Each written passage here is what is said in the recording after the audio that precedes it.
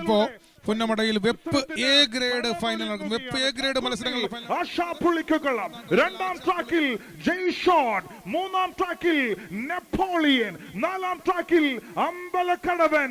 5 മത്സരങ്ങൾ 5 വള്ളങ്ങൾ മത്സരിക്കുന്ന വെപ്പ് എ ഗ്രേഡ് വിഭാഗത്തിന്റെ ഫൈനൽ മത്സരമാണ് നടക്കുന്നത്. നെടുമുടി ടൗൺ ബോട്ട് ക്ലബ്ബ് തുഴയുന്ന ആശാ പുളിക്കളം, ചെന്നിത്തല വില്ലേജ് ബോട്ട് ക്ലബിന്റെ ജയ്ഷോട്ട്, Mallu army rovers Emirates boat ക്ലബിന്റെ നെപ്പോളിയന്, ന്യൂക്കാവാലം ബോട്ട് ക്ലബിന്റെ അമ്പലക്കടവന്, കൊടുപ്പുന്ന ബോട്ട് ക്ലബിന്റെ ഷോട്ട് പുളിക്കത്ര. ഈ 5 വള്ളങ്ങൾ കടന്നു വരുന്നു. ആവേശഭരിതമാണ്.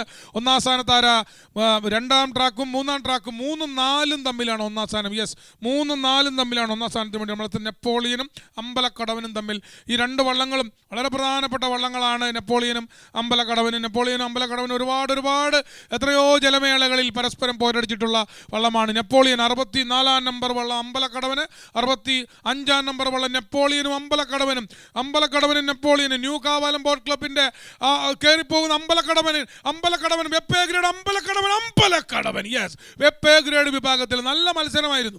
ഒന്നാം സ്ഥാനത്തിനും 1-2 സ്ഥാനങ്ങൾക്ക് വേണ്ടി ആവേശോജ്വലമായ